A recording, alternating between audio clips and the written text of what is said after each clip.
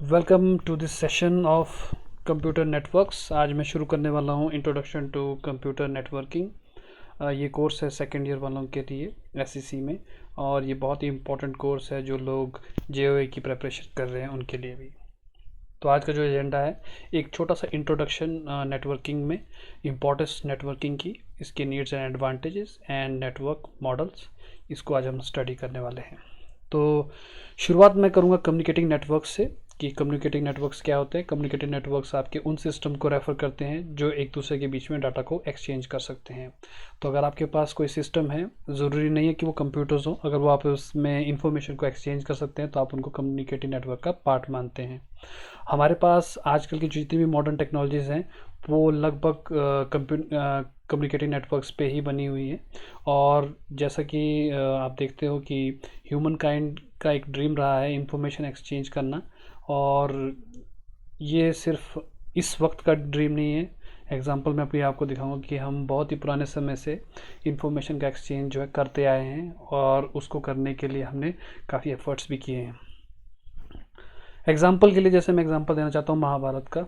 तो महाभारत में ये जो मैं पिक है इसमें धृतराष्ट्र हैं, और धृतराष्ट्र के साथ संजय हैं, और संजय जो हैं कुरुक्षेत्र में जो युद्ध हो रहा है उसके बारे में बता रहे हैं। तो ये आपके पास एक बड़ा ही पुराना एग्जाम्पल है जहाँ पे कम्युनिकेशन को बताया जा रहा है और उस कम्युनिकेशन की इम्पोर्टेंस को बताया जा रहा है। अगर आप अर्लियर ईरा को देखो कंप्यूटर से पहले, तो इंफॉर्मेशन एक्सचेंज बहुत इंपॉर्टेंट रहता था, specially strategical point of view से, क्योंकि उस वक्त आपके पास जो रणनीतियाँ रहती थी वो इंफॉर्मेशन के ऊपर बहुत ज़्यादा डिपेंडेंट रहती थी। तो जितने भी राजा महाराजा थे वो मैसेंजर्स पे बहुत ज़्यादा डिपेंडेंट थे। मैसेंजर जो है उनके इंफॉर्मेशन को एक्सचेंज करने के लिए घोड़ों के ऊपर से एक जगह से दूसरी जगह को ट्रैवल करते थे। बहुत सारे आपके पास लोग थे जो स्मोक सिग्नल यूज़ करते थे लॉन्ग डिस्टेंस कम्युनिकेशन करने के लिए। और वर्ल्ड वॉर में भी हमने देखा है कि वर्ल्ड वॉर 1 और 2 में पिजन्स यूज़ किए गए थे फ़ोटो कैप्चर करने के लिए, ताकि दुश्मनों के बेस के बारे में पता किया जा सके।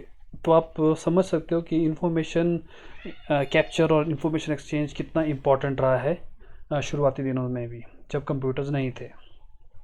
तो हम बात करेंगे कंप्यूटर नेटवर्क्स की। कंप्यूटर नेटवर्क क्या है? बेसिकली ये आपके पास एक कलेक्शन है कंप्यूटर सिस्टम्स का जो आपस में इंफॉर्मेशन को एक्सचेंज कर रहे हैं, और ऐसी इंफॉर्मेशन एक्सचेंज जो है हमें उस टेक्नोलॉजी को बनाने में हेल्प करता है जिसको आजकल हम यूटिलाइज़ करते हैं। एक कंप्यूटर नेटवर्क में एटलीस्ट 2 मेंबर्स चाहिए, और जैसा कि हम जानते हैं कि इंटरनेट जो है ये सबसे बड़ा कंप्यूटर नेटवर्क है जो एग्जिस्ट करता है। तो ये असाइनमेंट है हमारे सेकेंड ईयर वाले बच्चों के लिए।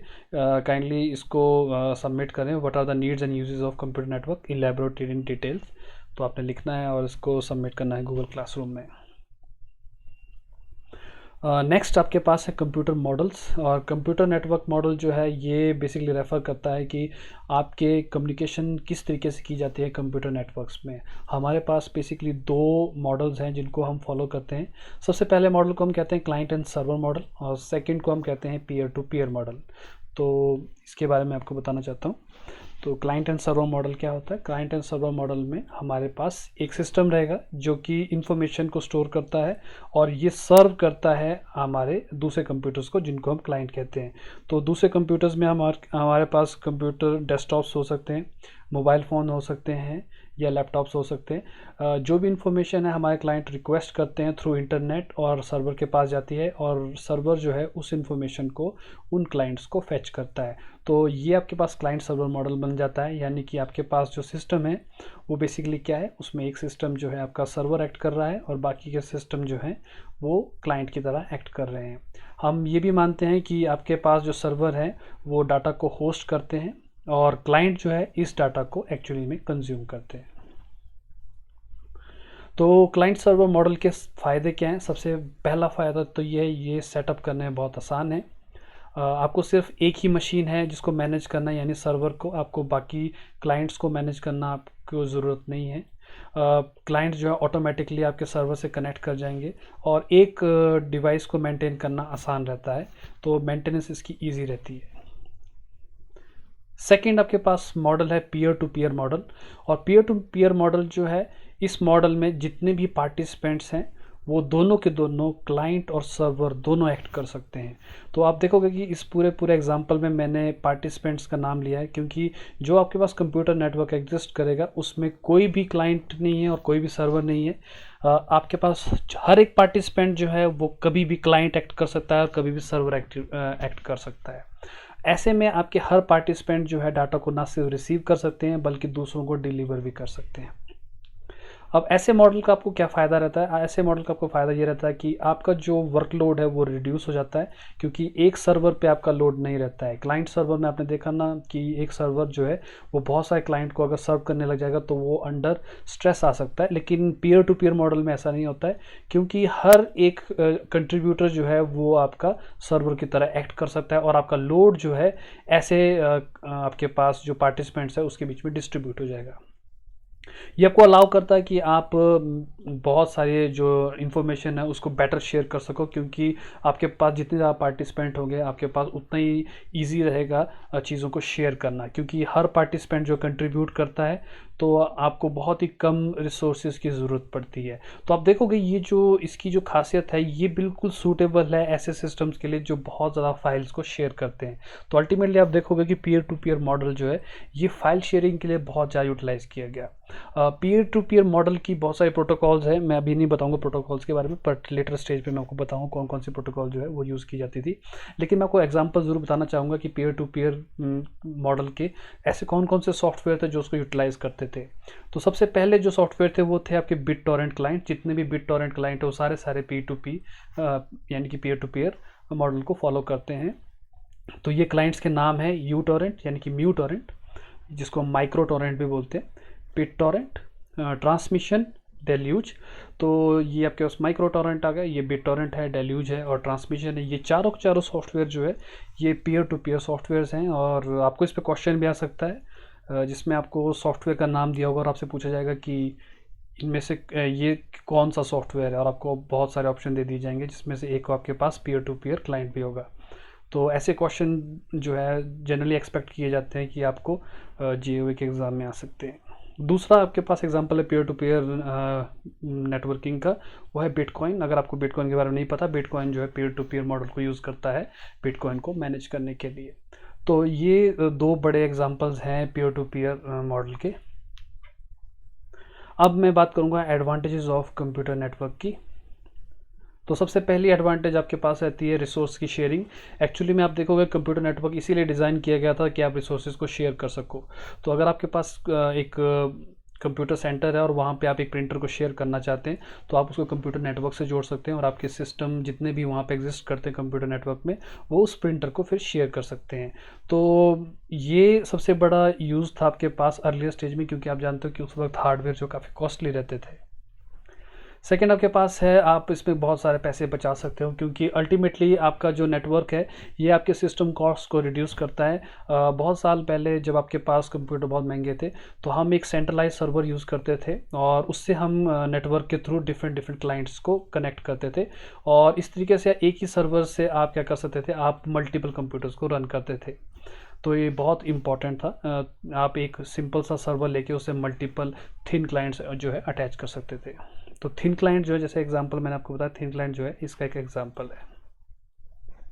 थर्ड आपके पास है इंप्रूविंग परफॉर्मेंस। जैसे कि आप देखते हो कि आजकल के डेट में कंप्यूटेशनल जो है वर्कलोड जो है बहुत बढ़ चुका है। तो एक कंप्यूटर्स के बजाय हम मल्टीपल कंप्यूटर यूज़ करते हैं। तो हम करते क्या हैं कि बहुत सारे सिस्टम्स को यूजिंग कंप्यूटर नेटवर्क जो है आपस में अटैच कर देते हैं और इस तरीके से जो टास्क आपका एक कंप्यूटर ने करना है वो हम बहुत सारे कंप्यूटर्स में डिस्ट्रीब्यूट कर देते हैं। हम इस फीचर को डिस्ट्रीब्यूटेड कंप्यूटिंग भी कहते हैं। तो जितने भी आपके पास ऐसे सिस्टम है जहाँ पे आप डिस्ट्रीब्यूटेड कंप्यूटिंग यूज़ करते हो हम उनको क्लस्टर कहते हैं। तो आजकल बड़े बड़े जो कंपनियां हैं जैसे कि जो बड़े बड़े कंटेंट को स्ट्रीम कर रही हैं, यूट्यूब हो गया आपके पास, गूगल है, अमेज़ॉन है, तो ये बहुत बड़े क्लस्टर्स यूटिलाइज़ करते हैं अपने क्लाउड बेस को और टेक्नोलॉजीज़ को पावर करने के लिए। तो ये तभी पॉसिबल हो सकता है जब आपके पास बहुत एफिशिएंट नेटवर्क सिस्टम वहाँ पे हो। कम्युनिकेशन मीडियम, ये चलो ये आई होप ये आप लोग अंडरस्टैंड करते हैं क्योंकि शायद आप सबसे ज़्यादा इसी को यूटिलाइज़ करते हैं। कम्युनिकेशन जो है कंप्यूटर नेटवर्क ने बहुत इजी कर दी है। आपके पास मल्टीपल वेज हैं कम्युनिकेट करने के और सबसे अच्छी बात यह है कि आजकल की डिजिटल कम्युनिकेशन जो है ये बहुत फास्ट है। पहले के मुकाबले जब आप कभी चिट्ठी भेजते थे और 10 दिन लग जाते थे चिट्ठी पहुंचने में, आज आप इंस्टेंटली अपने मैसेजेस को वर्ल्ड के किसी भी कोने में भेज सकते हैं।